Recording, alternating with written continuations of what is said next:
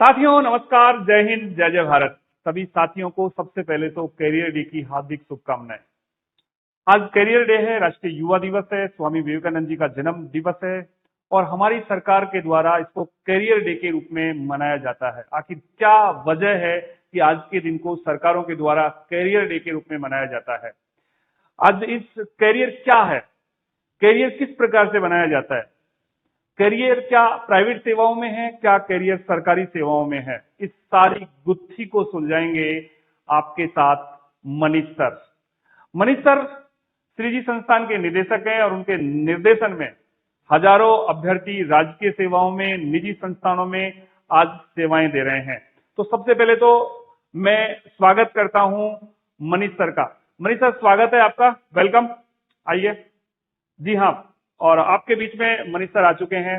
Sir नमस्कार साथियों। नमस्कार सर। सर नमस्कार। सर बैठिए आप।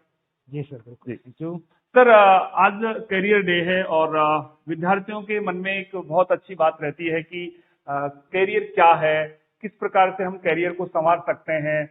और जैसा कि मैं बात कर चुका है कि आपके निर्देशन में हजारों अभ्यर्थियों ने आज तक सफलता अर्जित की है। जी बिल्कुल। अब हम चाहते हैं कि हमारे जो भावी प्रत्याशी, भावी अभ्यर्थी हैं, जिनकी हम बात करें, हमारे छोटे भाई बहन हैं, उनको किस प्रकार से संवारा जा सकता है। तो सबसे पहले तो हमारे विद्यार्थियों के लिए, हमारे युवाओं के लिए ये बताएं सर कि कैरियर क्या है। सबसे पहले तो आप ये बताएं कैरियर क्या होता है।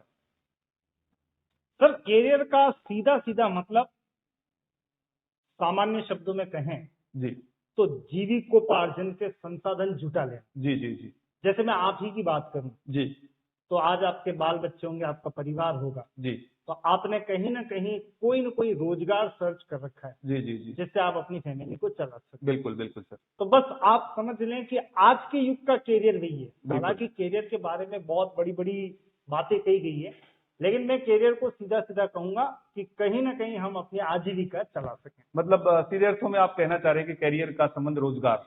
जी बिल्कुल। Directly। सर इस प्रोफेशन में आज की तारीख में हमारे विद्यार्थी हैं, हमारे युवा हैं, कैरियर गाइडेंस को लेकर काफी मतलब नकारात्मक भी हैं, सकारात्मक भी हैं, काउंसलिंग हो रही है। तो क्या आवश्यकता है कैरियर गाइडेंस की? क्या वाकई में कैरियर गाइडेंस की आवश्यकता है? सर जैसा कि आपको पता है कि सरकार एक पूरा दिन निर्धारित कर लिया है सरकार ने जी जी जी कैरियर डे के नाम से, जी 12 जनवरी। जी तो आप समझ सकते हैं कि जैसे योग दिवस होता है, जी, जैसे कैरियर दिवस बना दिया। जी तो कहीं ना कहीं सरकार को भी लगता है कि इसकी बहुत बड़ी महत्ता है, क्योंकि सरकार चाहती है कि हर अभ्यर्थी के पास रोजगार हो।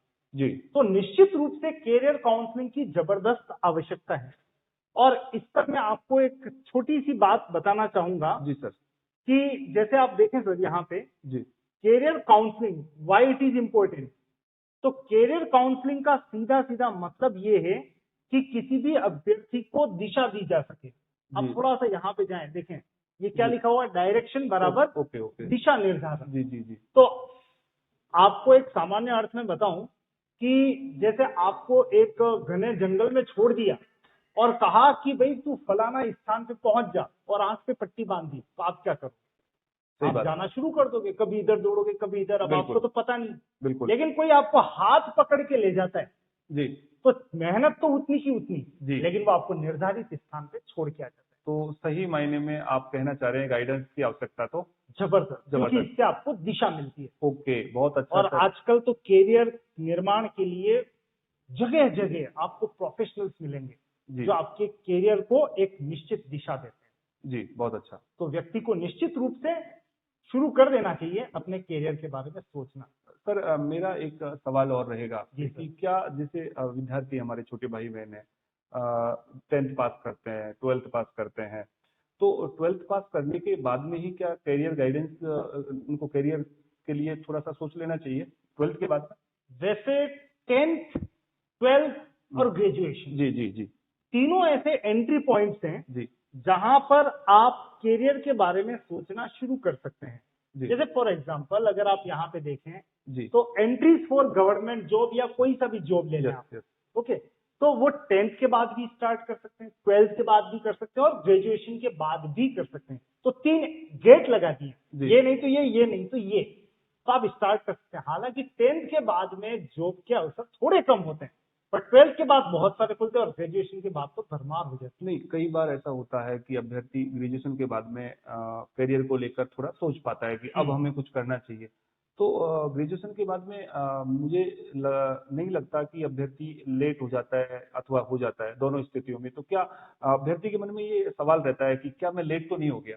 तो आप थोड़ा ये ग्रेजुएशन वाली विषय वस्तु को थोड़ा समझा पाएंगे? बिल्कुल सर, मैं आपको बता देता हूँ जी, कि जब आप जैसे गवर्नमेंट जॉब की बात करते हैं, हालांकि करियर के अवसर की अगर हम बात करें तो थोड़ा सा मैं हट के बात करूंगा। पहले जी, करियर की बात करें तो करियर आपको दो जगह दिखता है, जी। प्राइवेट जॉब भी करियर है हम्म, और गवर्नमेंट जॉब भी करियर है। जी, और प्राइवेट जॉब इसका कोई लिमिट नहीं है, जी। आप प्राइवेट कंपनी को ज्वाइन कर सकते हैं। हम्म। बिजनेस, आपका अपना बिजनेस भी एक करियर है, बहुत बिल्कुल। बड़ा करियर है। बिल्कुल। आप स्किल बेस्ड कोई भी जॉब, जी। जैसे मैं कहूँ कोई प्लम्बर नल जी। का काम कर रहा है, तो इसका मतलब उसने अपना करियर बना लिया, हम्म, उस क्षेत्र में बना लिया। या इंडस्ट्रियल जॉब, तो ये निजी क्षेत्र के बातें कर रहे हैं। जी सर। पर गवर्नमेंट सेक्टर में अगर आप जाना चाहते हैं तो वहां पर करियर के लिए आपको इतने सारे जॉब्स मिलेंगे।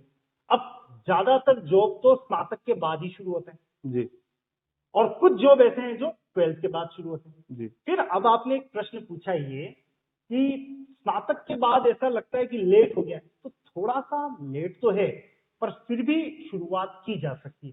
कारण ये कि आप ये समझे कि बारिश शुरू हुई ही है और आप वो पाल बांधने की तैयारी कर रहे हैं, तो कर लो, अभी भी समय है। जी। पर अगर आप फर्स्ट ईयर सेकंड ईयर से शुरू करते हैं 12th के बाद में, तो वो आपका आइडियल समय है। बिल्कुल। तो 12th के बाद से शुरू कर देनी चाहिए। स्नातक वाला भी कोई बहुत ज्यादा लेट नहीं हुआ है, वो जी। अपने बिल्कुल विकल्प तलाश कर सकता है। बहुत अच्छा। अच्छा सर, एक चीज अधिकतर अभिभावक ये सोचते हैं कि राजकीय जो सेवा है ना, सरकारी जो सेवा है, उसमें ही मेरा बच्चा जा पाए, मेरा बेटा जा पाए, मेरी बेटी जा पाए। तो ऐसा ये अभिभावक वर्ग क्यों सोचता है? क्या राजकीय सेवा एक श्रेष्ठ माध्यम है? क्या है ये राजकीय सेवा का जो लोगों ने लोगो लगा रखा है कि भाई सरकारी नौकर है, सरकारी नौकर क्या? सरकारी नौकर है, जी। बिल्कुल। सरकारी नौकरी का मतलब जैसे अभिभावक सोचता है कि लॉटरी है। जी, देखो, प्राइवेट क्षेत्र तो हमेशा खुला है, जी। पर हर व्यक्ति एक चांस जरूर लेता है, हम्म, एक एग्जाम देने का प्रयास जरूर करता है गवर्नमेंट सेक्टर में ज्यादातर, जी। कि मैं आ जाऊं, अंदर एंटर कर जाऊं। ये इतने सारे मैंने आपको एग्जाम्स वगैरह बताए हैं। बिल्कुल, बिल्कुल। हर कोई आईएएस आरएएस वगैरह के बारे में सोचता है, बैंक के बारे में, रेलवे में जॉब आ जाए, या मैं वन रक्षक बन जाऊं, या पटवारी बन जाऊं, लाइफ वाइज। तो ऐसा इसलिए है क्योंकि एक तो वहां पे स्थायित्व है, स्टेबिलिटी। जी, मतलब एक बार अंदर घुस गए तो इसका मतलब आप सरकार के परमानेंट सदस्य बन गए। जी। नंबर 2, पैसा दुनिया भर का पैसा है, जिस अनुपात में आप काम करते हैं प्राइवेट में। बहुत कई अच्छा। बार ऐसा होता है कि आपको वहां पे उतना अर्न नहीं होता है, जबकि सरकारी सेवा में, गवर्नमेंट जॉब में आप एक परफेक्शन होता है कि हाँ ठीक है, अनुकूल है। जी, तो निश्चित रूप से स्थायित्व भी है, रिटायरमेंट के बाद में भी एक तरह से आप सुरक्षित हैं और पैसा मिल ही रहा है। अब ये सब जब होता है तो हर कोई गवर्नमेंट जॉब में एंटर करने का प्रयास करता है। बहुत अच्छा। और एग्जैक्टली इस गवर्नमेंट जॉब को अचीव करना है तो आपको बता दूं कि कॉम्पिटिटिव एग्जाम, मतलब 12वीं में आपके कितने मार्क्स थे या ग्रेजुएशन में कितने मार्क्स थे, तो पुराने पापों से कोई लेना देना नहीं है। जी, जी। मैं तो कह रहा हूं कि स्नातक में किसी के 48% भी बने, 45 भी बने, वो भी लास्ट में आके आएगा कहां पे? Competitive exam. बिल्कुल। तो उसको मान लो वहां पे सद्बुद्धि आ गई, भगवान ने सद्बुद्धि दे दी और लास्ट में चौके छक्के मार दी उसने, हाँ, बिल्कुल ऐसा होता तो है। पासा पलट जाता है। जी। तो कई थर्ड डिवीजन, मैं आपको प्रैक्टिकली बता रहा हूं, ऐसे कई सारे अभ्यर्थी हुए हैं जो थर्ड क्लास थे और वो गवर्नमेंट जॉब में अच्छे पदों पर बैठे हुए हैं। जी, तो वो कहते हैं ना कि अंत भला सो भला, तो अंत में बुद्धि आ जाए तो भी काम चल जाएगा, क्योंकि इसका बेस क्या है गवर्नमेंट जॉब में एंटर होने का? Competitive exam. तो आपके जी। परसेंटेज अब मायने नहीं रखते। तो ठीक है भाई, यदि आपने कोई ऊपर नीचे कभी बहुत ज्यादा मस्ती कर ली और लास्ट में आपको लगता है कि मुझे अब गवर्नमेंट में एंटर होना है, तो कर लो, लास्ट में पढ़ाई चौके छक्के मार कर गेम को पलट सकते हैं। बहुत बहुत अच्छा मनीष सर, बहुत शानदार मतलब आपने बताया कि राजकीय सेवा में ही है जो अभिभावक भी पसंद करते हैं। और बिल्कुल, तो सर सबसे बड़ी बात है कि श्री जी हमारे कौन कौन से प्रतियोगी परीक्षाओं के लिए अपना श्री जी संस्थान काम करता है? बिल्कुल सर, श्रीजी स्टडी सेंटर पे आपको ये जितने भी गवर्नमेंट जॉब ओरिएंटेड जी, और प्राइवेट जॉब में भी ये की ये बातें आपको दिखाई देंगी। जी, कारण ये कि जब क्वेश्चन पूछे जाते हैं जी। कॉम्पिटिटिव एग्जाम्स में, तो उसमें या तो रीजनिंग होगी या मैथ्स होगी या जीके होगा या जनरल साइंस होगा या हिंदी होगी या इंग्लिश होगी, ले दे के घुमा फिरा के यही सब्जेक्ट्स होते हैं कॉम्पिटिटिव एग्जाम्स में, चाहे गवर्नमेंट हो या प्राइवेट हो, ये के ये हैं। तो हम जितने भी कॉम्पिटिटिव एग्जाम्स हैं या फिर आप कहते हैं निजी क्षेत्र की जो भी कंपनीज अपने स्तर पे एग्जाम करवाती है जिसको आप एप्टीट्यूड टेस्ट कहते हैं जी उन सभी की प्रिपरेशन करवाई जाती है श्री जी स्टडी सेंटर पे।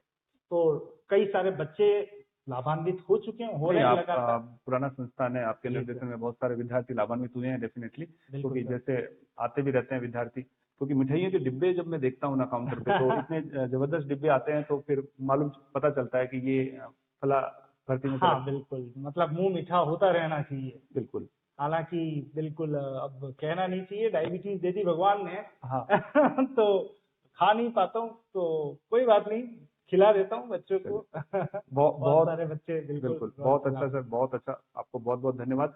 सर हमारे साथ एक विद्यार्थी और आज जुड़ना चाह रहा है, ओके, तो बिल्कुल मैं उनको आमंत्रित करता हूँ। Thank you sir. ठीक है, बहुत और अच्छा आपको लगा। बहुत बहुत धन्यवाद, आपने बहुत अच्छी तरह विद्यार्थियों के साथ जानकारी साझा की। Thank you sir.